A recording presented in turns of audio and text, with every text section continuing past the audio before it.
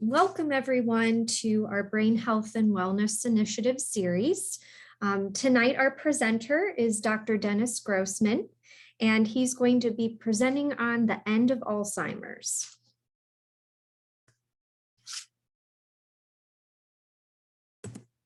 And my PowerPoint has me. Just a second, everyone.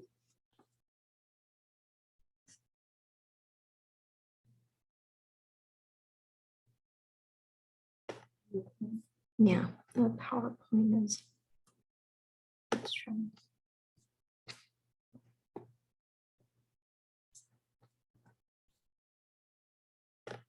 Sorry, it's doing.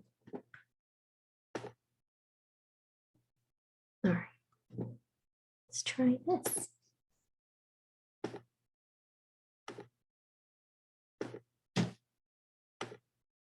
All right, here we go. My name is Hannah Doles, and along with my colleague Nicole Herbert-Hale, we provide care navigation in the JFSA Dementia Care Navigation Program. Our program establishes an empowering environment to help improve the quality of life of those who have dementia or at risk of developing dementia, while helping family caregivers reduce the stress and burden that often occurs while caregiving. At JFSA, we understand the importance of working with our clients' strengths and applying a person-centered approach to care, which extends through our multidisciplinary team of geriatricians, nurses, social workers, and geriatric psychiatrists. Nicole and I meet our clients where they are at to develop individualized care plans that will produce solutions to presenting problems. From linking persons with dementia and their families with community resources to following them with their medical management. We are their point of contact for guidance, as well as a listening ear. We really look at one's life when creating interventions that adhere to their biopsychosocial needs and experiences. Before we begin, if you could please wait till the end of the session for questions, but you'll see a link for the Q&A box. Please enter your questions there, and then at the end of the presentation, we will address your questions. We also wanted to note that you can get CE credits at the end of the session, but it will take up to 30 days from the date of your application, which is the completion of the survey sent to you after this program today to issue your CE credit. It will be emailed to you at the email address you provided during registration, and the email address that you use to access the webinar must be the same as the one that you are already providing. If you enter a different or incomplete email address, that will obviously prevent your CE from being issued. So if you have questions about which one you use to attend, just check your original confirmation email, or you're welcome to email us as well. All right.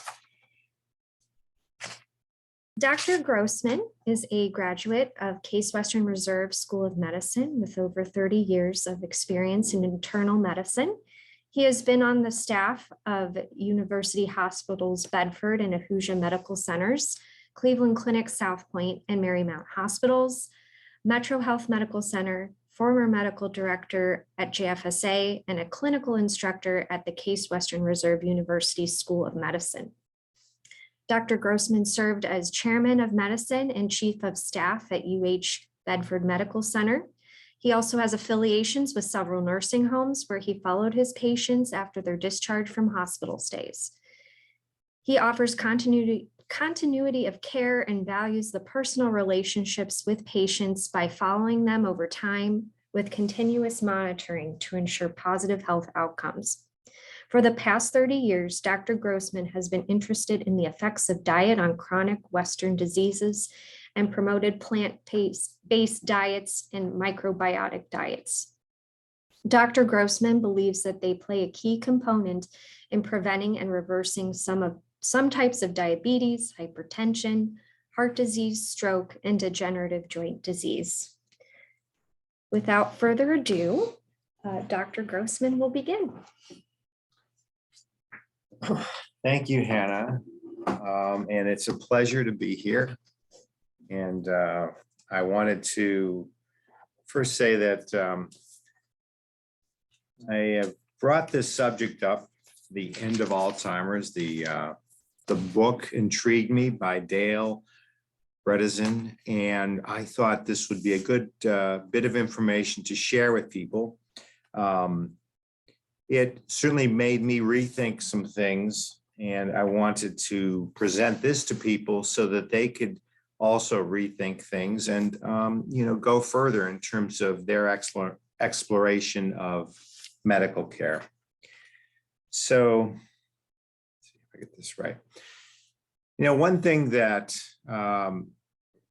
that we really have to be aware of is how we get our information.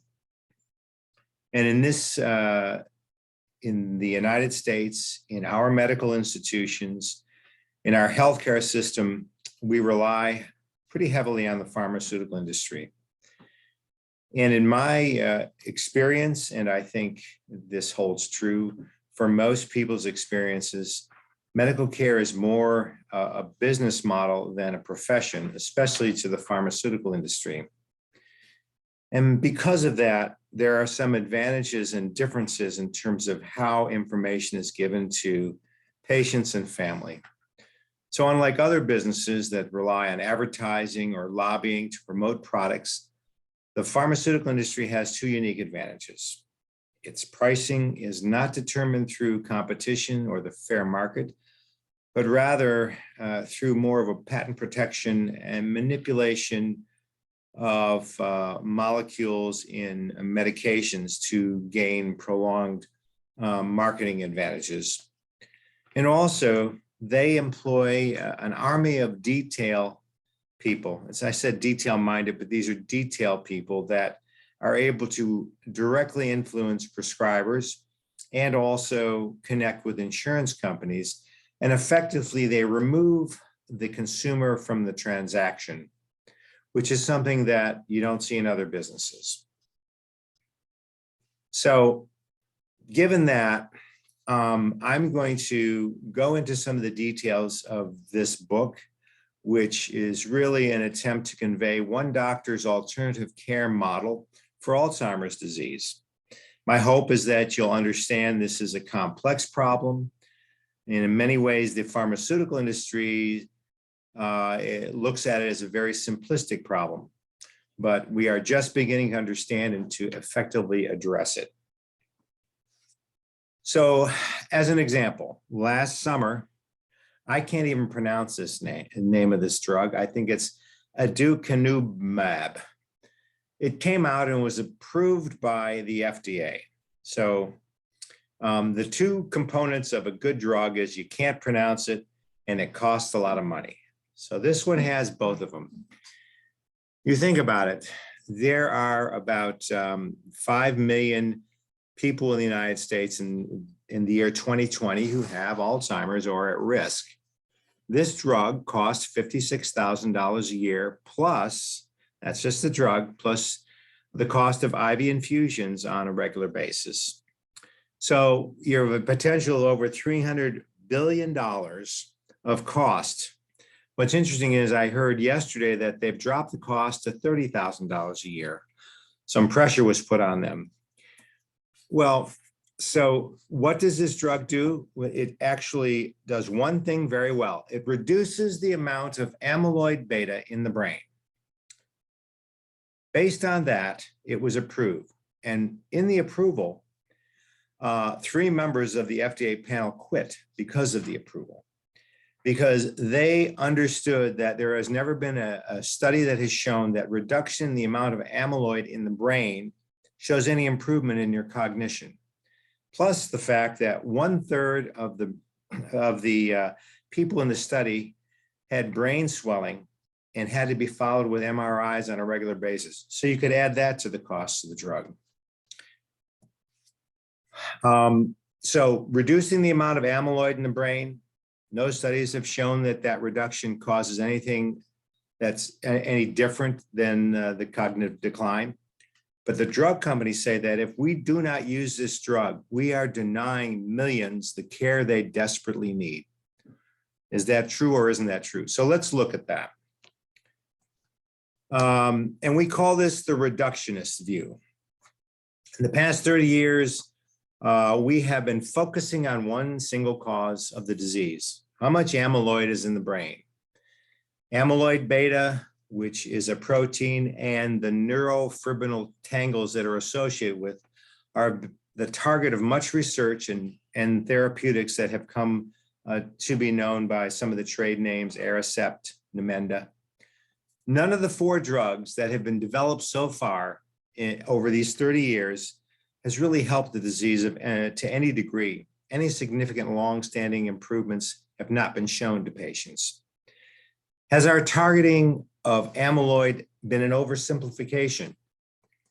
Well, look at it. We know that amyloid beta is found in the brain of Alzheimer's patients, but it's also found in normally functioning brains. And amyloid beta or beta amyloid may be part of the natural aging process, and it may be used, the body's mechanism for cleaning out damaged neurons or neurons that are no longer useful. So what, if anything, is the relationship between beta amyloid and Alzheimer's? And what is the function of amyloid beta? These are tough questions to answer. Well, we do know a few things. Amyloid beta can function as an antimicrobial. It's been shown that when pathogens breach the blood-brain barrier versus inflammation of the gums or the intestines and wind their way into the brain through the either nervous system or through the vascular system, amyloid actually can act as an antimicrobial to destroy some of these pathogens. Number 2, amyloid seems to respond to the inadequacy in levels of essential, what we call neuronal trophics.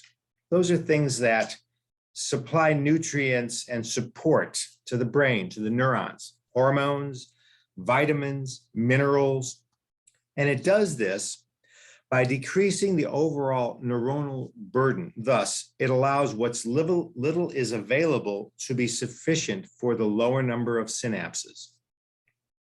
And lastly, amyloid is protective against toxins such as heavy metals, molds, by neutralizing them. Amyloid is a protease that cuts a surface protein on the neuron. This surface protein is called amyloid protein precursor, or APP. So there's something that's sticking out of the neuron, the surface of the neuron. And when amyloid is around in the extracellular fluid that's around that nerve, it will cut the APP molecule into 4 segments of amyloid. So it actually appropriates itself. Now, once this is done, there's a signal that's sent to the neuron to self-destruct. Thus, amyloid functions to get rid of old, damaged, or non-useful neurons and cut back the overall synapse number when needed. And there's a counter to the amyloid cell death signal. A second intracellular protein called neutrin-1 also attaches to the APP, and it cuts the protein in half. So 2 pieces, as opposed to amyloid making 4 pieces of amyloid. The end result of this is actually nourishment and growth of the neuron. So there's 2 dynamic activities going on in balance. And this dynamic balance between amyloid and neutrin-1 is what's critical in maintaining or losing cognitive ability.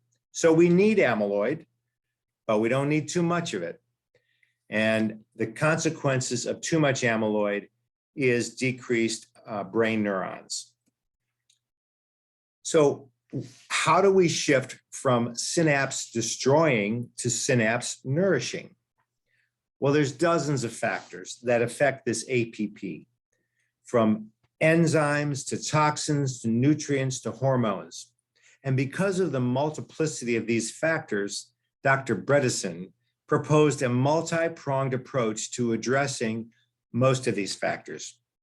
He invented the term Recode, or reversing cognitive decline approach, to address these factors on an individual basis based on what the cause of the increased amyloid was. Instead of a single pill, focusing on one factor, that is the amount of amyloid, he proposed a comprehensive program through nutrition, exercise, synapse support, supplements, hormonal optimization, sleep, herbs, stress management, detoxification, and finally medication.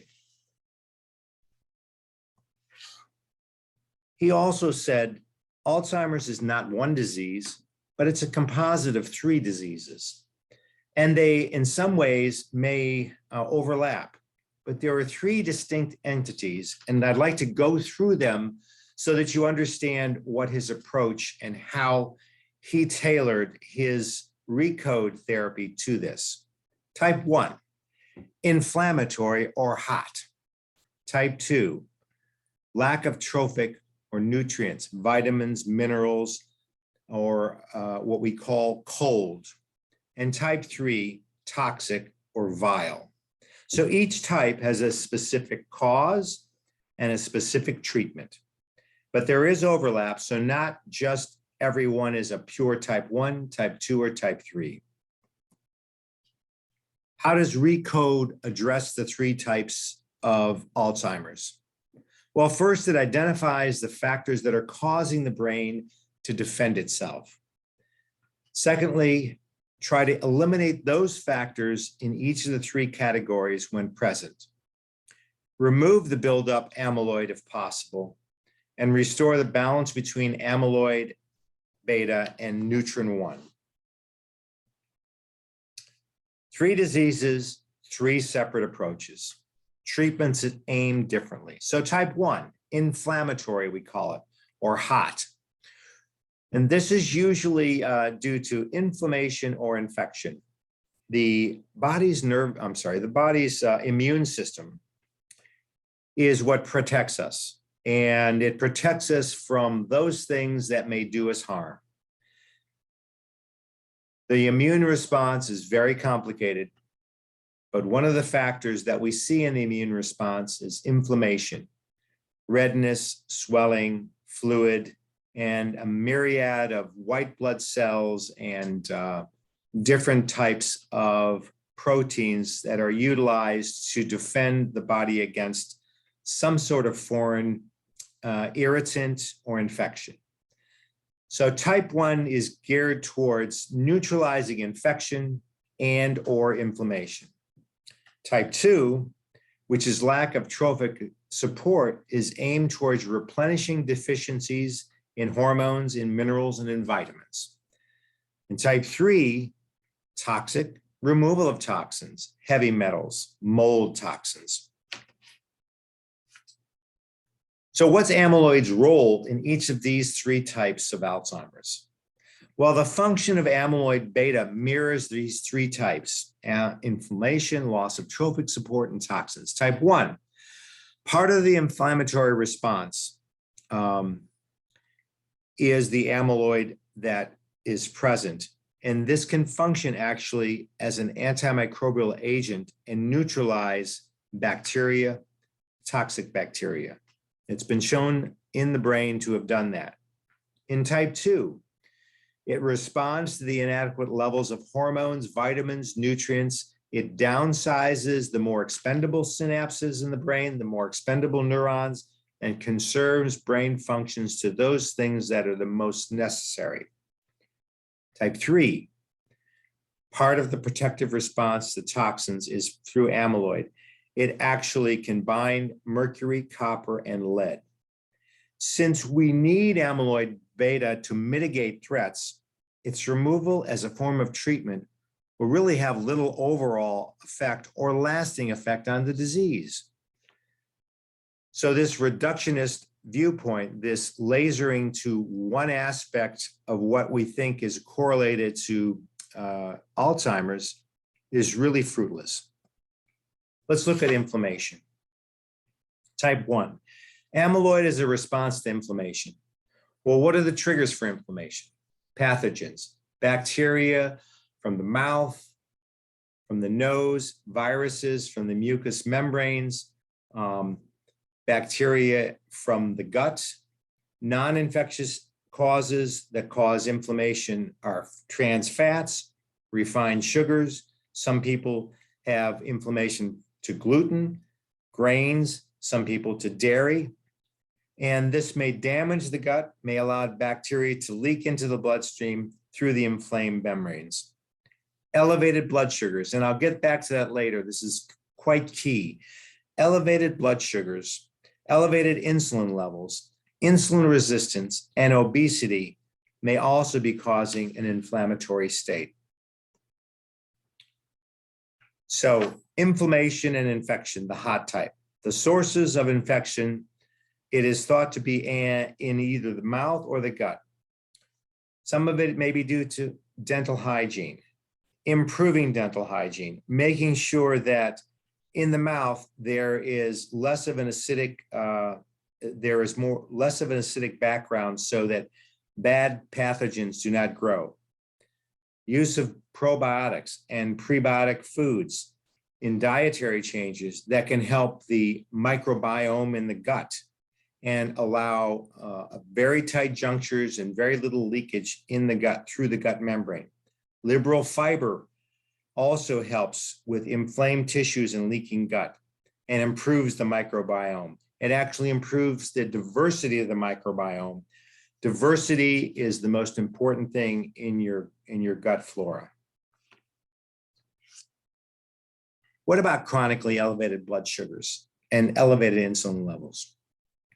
Well, actually, insulin affects Alzheimer's disease in several ways.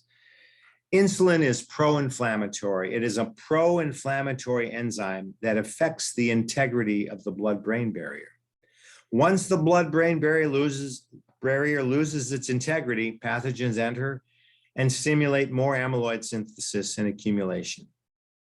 Additionally, after insulin lowers the blood sugar, the body must degrade the insulin, or there'll be a dangerously low blood sugar because the insulin will keep acting even though the nutrients have been brought into the cell. This task is accomplished by an enzyme called insulin degrading enzyme, IDE. This insulin degrading enzyme stops the process of the insulin bringing the sugar into the cells and stops the dropping of blood sugar too low. High insulin levels tend to monopolize the insulin degrading enzyme at the expense of degrading amyloid, because insulin degrading enzyme also degrades amyloid. So you've got two things that are competing for insulin degrading enzyme. And if you got high levels of insulin that take up that utilize the IDE, then there's very little left over to degrade the amyloid, and therefore the amyloid builds up. By diverting the IDE from destroying amyloid, chronically high levels of insulin increase amyloid levels and the progression of Alzheimer's. Type 2, cold, tropic support inadequacy. Vitamins are critical to maintaining neuronal health. Vitamins B1, B6, B12, folate, D3, minerals, zinc, magnesium, several others, and hormones, estrogen, progesterone, testosterone, adrenaline, cortisol, thyroid, parathyroid.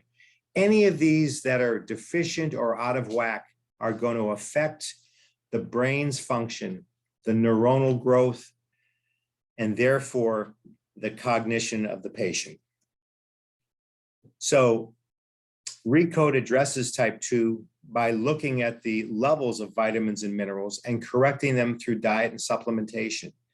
Hormone levels are also monitored and corrected again through diet and medication and monitoring.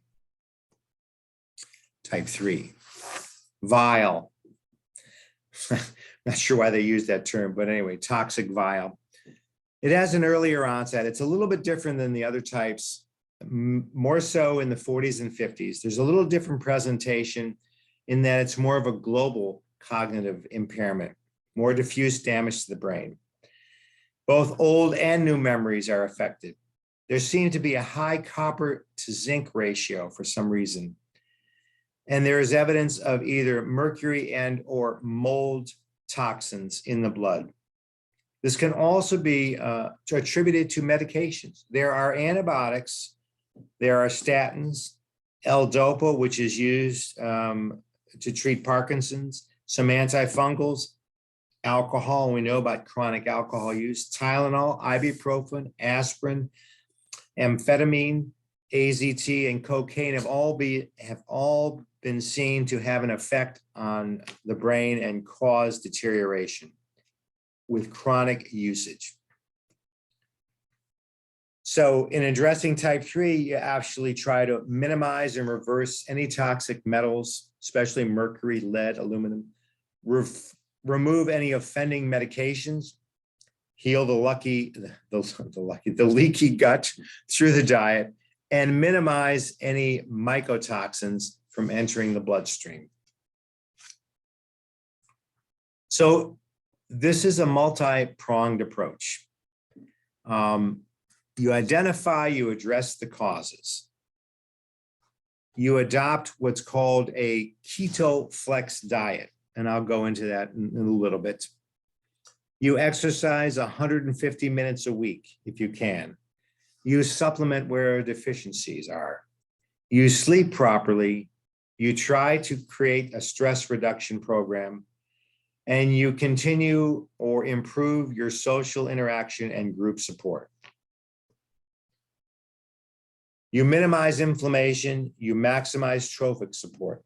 By doing so, you do this with what's called a low glycemic Mediterranean-like diet, which lowers insulin levels. Remember what I talked about before, that high insulin levels tend to create a situation where amyloid is not degraded as well. So you want to keep the insulin levels low and the inflammation low.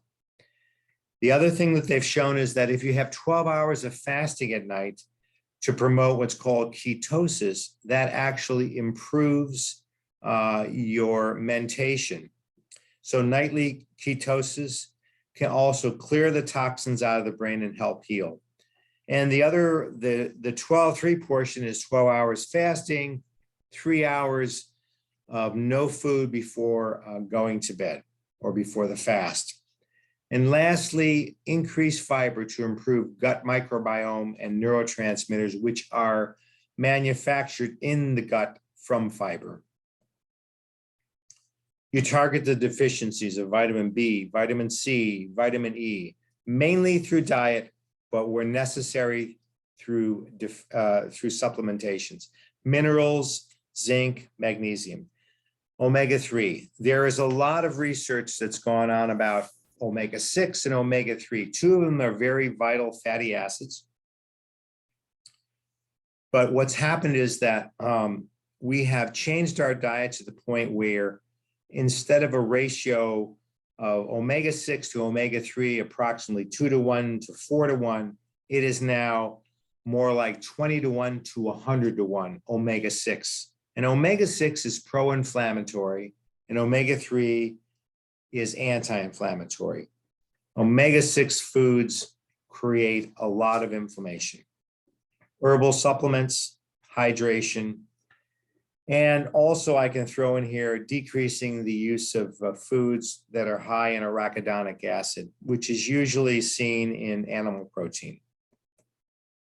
What about sleep? So there's a term called the lymphatic system.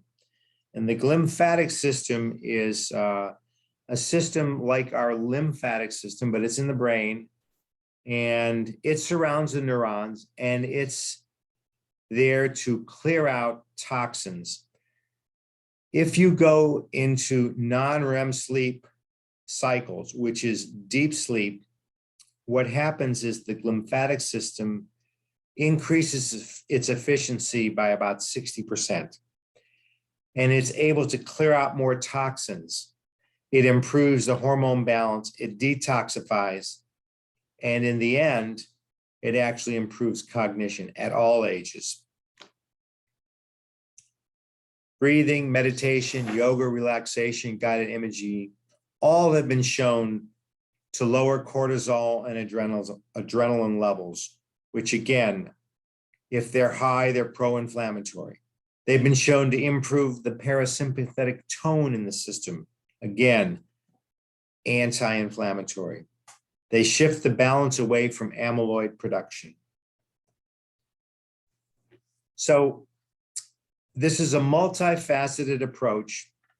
Recode aims to find the main causes and address them on an individual basis. It encourages the brain to be supported through nutrition, supplements, toxic elimination, stress reduction, lifestyle changes. In the end, there is a spot for medication, but really medication is the icing on the cake and not the whole answer. So where do we go from here? Well, again, some of this is controversial, but I throw it out there to open people's minds up to different approaches, different ways of looking at a disease. So I ask people to be open to alternative care models when what you're doing is not working for you. Choose a healthcare provider who may be able to discuss treatment options and who is open to looking into different approaches. And then connect with people and organizations that have like-minded values and goals and have part of a community that is looking to the betterment of this terrible disease in terms of a future approach that's multifaceted. Thank you. That's all I have. It's a lot of information, a lot to chew on, and if it was too much, take a little bit, and I'm happy to answer questions and give guidance if I can. So thank you. It was a pleasure. Thank you. All right. We may have some questions here.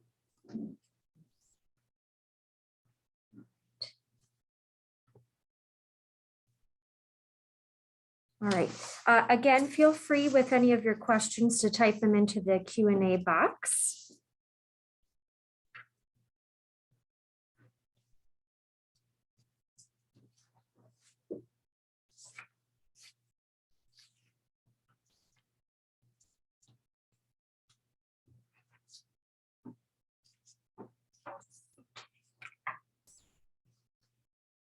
Okay, here's our first question.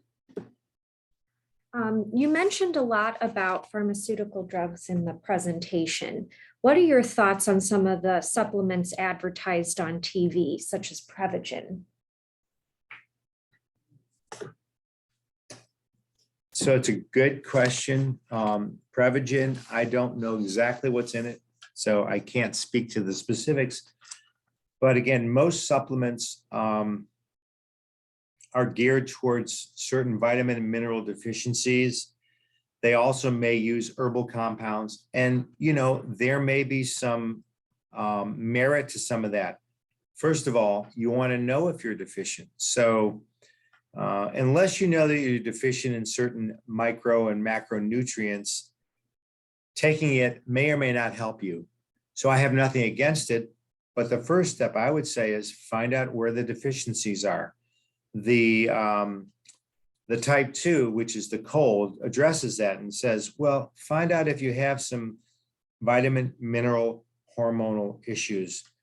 And there are supplements that will address that. I have no problem with them. And there are herbal remedies that will address that. So there may be something good in Prevagen, but on an individual basis, you have to find out if it's right for you. We have another question here. What do you think of vitamin B complex or any other supplements to improve memory? Kind of on the same, but vitamin B. So vitamin B complex, I never could get all the vitamin Bs correct, but I think vitamin B1 is thiamine. B12, of course, we know has to do with cyanocobalamin. And both of those have been shown, if deficient, to cause mental lapses, cognitive decline. B1 is seen with alcoholics. Deficiency in B1 is well documented. B12 is seen in people that can't absorb it for various reasons, and it is shown to create cognitive decline.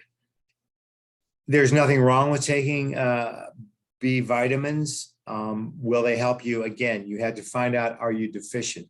They're easy blood tests to do. We do them all the time. Will it hurt you to take a B complex? Probably not. I take one, but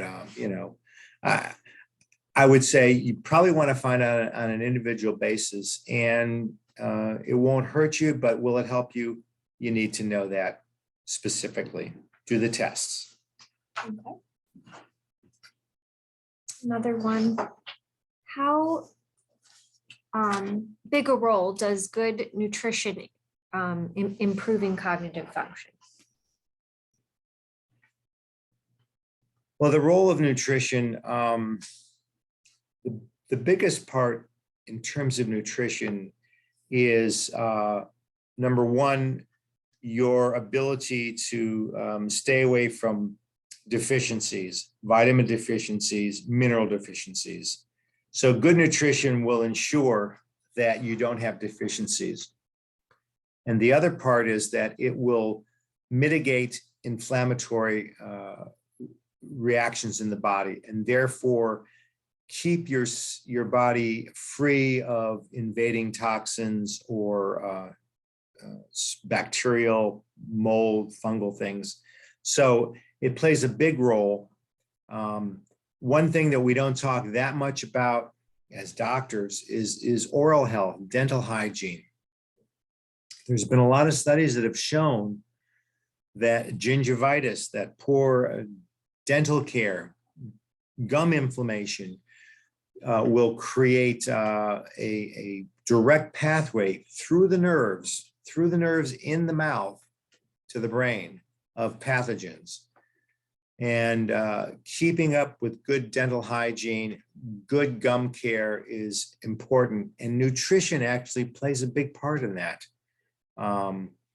And the other part that nutrition plays a big part in is your gut health, your integrity of your microbiome and your barrier, your mucosal barrier in the colon and the small intestines. So very important for both those reasons and for the nutrition in terms of vitamins and minerals.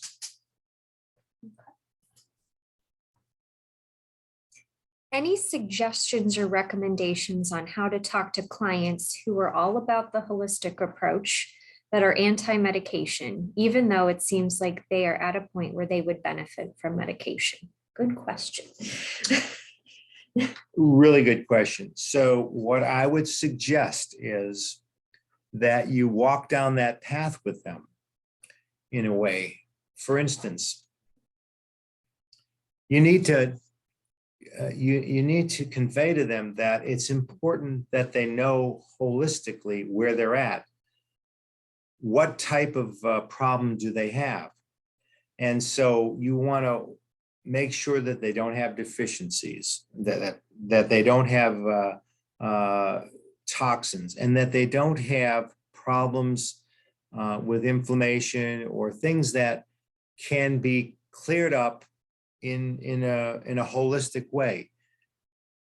Once you find out that those things are cleared up, as I said before, in the end, you want to sort of soft pedal the medication and say, well, you know what? The medication is the icing on the cake. And if you show them that you're addressing the other things, the holistic things, you may get a little further in terms of having them accept that there are some other therapies that may help even more. But you've got to address what they're concerned about first.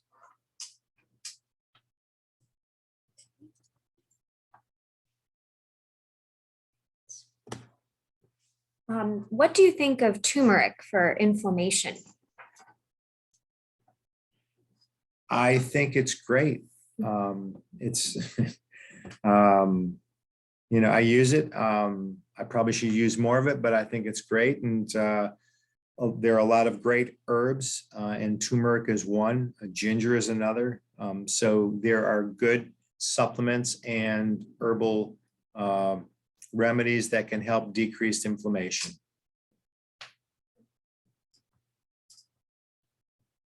Right. Sleep is mentioned in your presentation. How can we sleep better in a more healthy way? So that's a great question. Well, sleep hygiene is a whole field in and of itself, which encompasses things that set you up for a good night's sleep. I was listening to a presentation the other day, and it was about a paper that was written 20 years ago, one of only 4 papers on the optimal position of sleep. That position, which I wasn't aware of, apparently is on your side, left, right, doesn't matter. Hips flexed, knees flexed, one leg on top of the other. That supposedly is the best position for sleep. Obviously, sleep hygiene, the right room, distractions, no stimulants, things like that. But I think, again, it's a multifactorial problem. But I was just, how fascinated I was with the fact that nobody really cared about what position you slept in. And by the way, the worst position was on your stomach, and the second worst was on your back. So that may or may not help. And that's all I know. But it is and there are sleep clinics that do teach sleep hygiene. I don't know that they teach the position of sleep, but you might want to try that.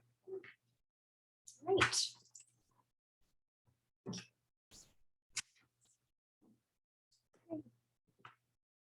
I think that's all our questions for now.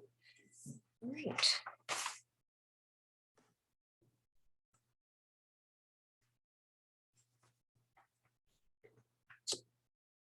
Okay. So again, this is Nicole and myself, and we're both care navigators at JFSA. So what that means is that we help people who are usually living in the community in their own homes, and they may have a memory issue. Usually they will reach out to us, or family members will call us to see, what kinds of supports we can link them up with. So we try to work very hard to do that. And we also have a variety of services at JFSA or in the community that we try to support people who have dementia and their caregivers. At JFSA, we do have 2 geriatricians that work with us here, Dr. Elizabeth O'Toole and Dr. Constance Magulius. They are seen in our Allison's Place clinic, and they do the full workup of the cognitive assessment and really work with people to know their full health background and provide recommendations to people with dementia and their family caregivers to put the best supports in place at home. Leanne Stuver, she's one of our health educators as well. She participates in our brain health and wellness seminars as well. She is our Savvy Caregiver workshops facilitator and our dementia support group facilitator. Frank Petrelli, he's our general psychologist, so you may meet him if you have your loved one participate in our cognitive assessments. So again, we have our Savvy Caregiver workshop. We're in the midst of one right now, but we offer that throughout the year. It's a 6-session workshop for family caregivers. We offer a dementia support group once a month. Both of those options are offered on Zoom at this time. We also offer respite for family caregivers if they're receiving care navigation, and of course, our ongoing brain health and wellness initiative series. And speaking of that, in March, Leanne will be presenting on March 24th, again from 6:30 to 7:30, the importance of cognitive fitness and how to train your brain. All right, and that is all I have. So I hope you all take care, and thank you for bearing with us with our Zoom link issue today. All right, bye-bye.